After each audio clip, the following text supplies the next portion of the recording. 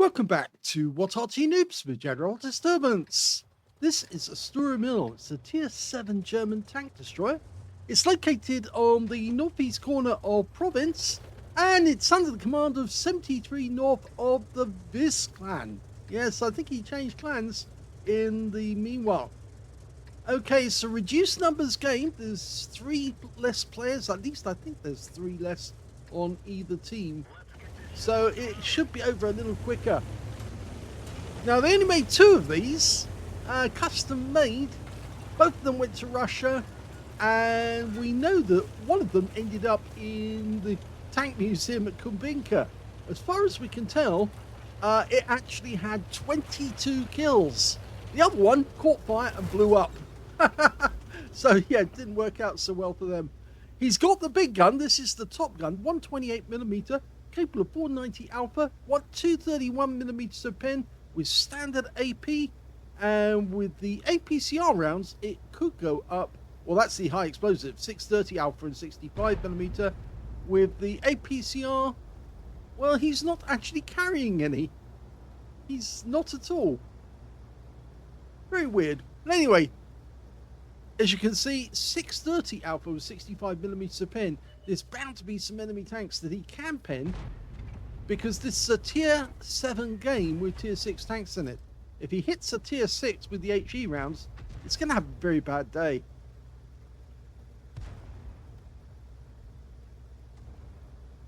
Now, it was based on, the hull was based on the VK3001H. In fact, it was the actual hulls that they made for the prototypes of the VK3001. They just reused everything that they had available. The 105mm, which is the stock gun, is the Canon 18, and that's got 300 alpha, the same as the standard Dicamax.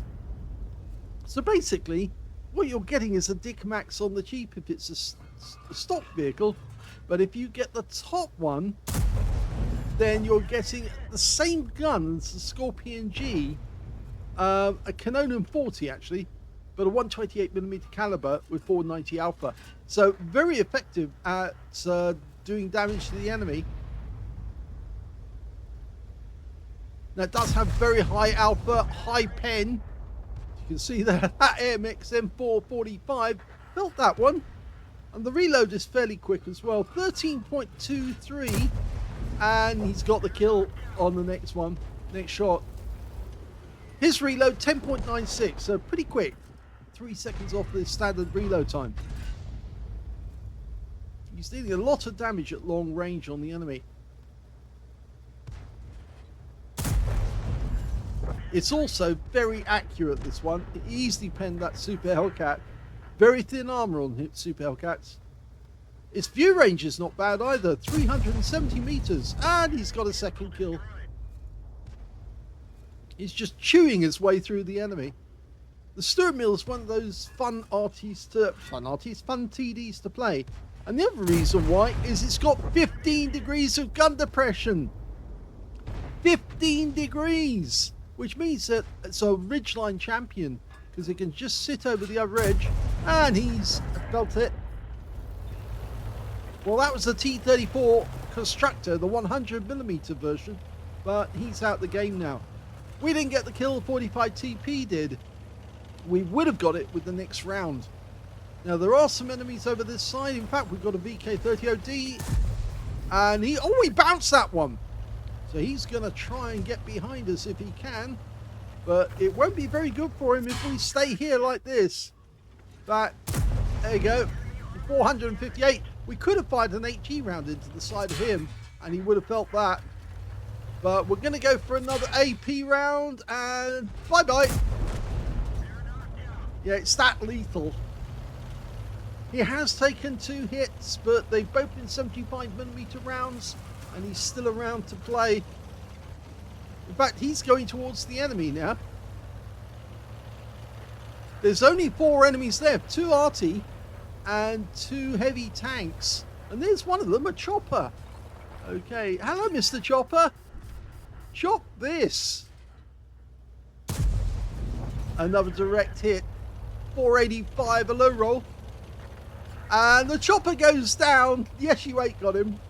And that means there's only an M2Y left on the enemy team and their SU-8.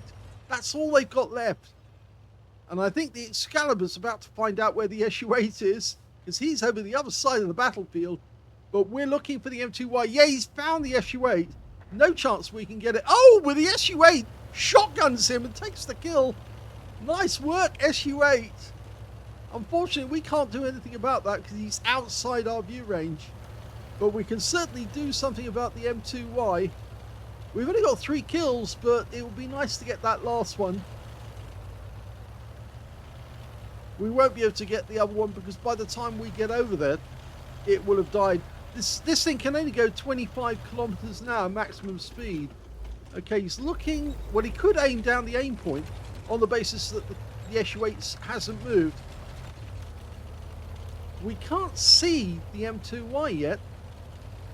But he's working. Is he working on the basis that the guy's behind him? I get the feeling he thinks the guy went up onto that plateau and he's now hiding up there.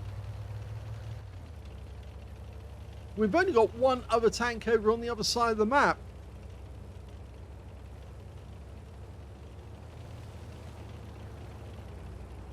Now, how did that M2Y get behind us if he did? And there's the SU-8. We got a chance. And there's the M2Y. I don't know how he managed to get across, but he did. And he takes one hit. It's a high roll for 495. He's trying to get another shot on us. I don't know how he managed to hide there. He must have been in that little pocket. But go for it. And low plate. Yeah, easily went through. We took a big hit. That was a 90mm round from the M2Y. But the M2Y goes down to the KV2 at distance. And that's it. The game's over. We've won. Here's the end of battle stats, and that was another first ace tanker for 73north of Viz in the Sturer Emil. He managed to get a sharpshooter for getting 10 or more consecutive shots on the enemy, master gunner for getting 5 armor penetrating shots in a row, fire for effect for doing more damage than hit points for his own vehicle, the high caliber for dealing the most damage in that game. You can see how he's literally tearing the enemy apart right across to the other side of the valley. And he got the tank sniper, of course, because he was doing that damage at a distance of 300 meters or more. And look at that win rate, 11,469, which is super unicum and a lot more. He really performed excellently in the Sturer Emil, which is a fun tank destroyer to play, mainly down to the fact it's got great gun depression, which means you can really troll the enemy. Because you just find a ridgeline and just pop up over it, shoot them and pop back down. And they can't shoot you because there's not enough showing to actually shoot at. Anyway, let's have a look at the team score. We can see definitely got the highest damage with 4,800. Second highest was the Excalibur, who only got 3,427. And the third highest, well, that was the Chopper that we killed. He got 2,122. And funnily enough, so did the VK3001D that we killed. He also got the exact same number of hit points. And when it came to kills, though, we were beaten by the Excalibur, who got 4 kills. 3 kills went to 73north, and also to the SU-8 on the enemy time, who was a good Arty player, because after all, he did get a shotgun kill.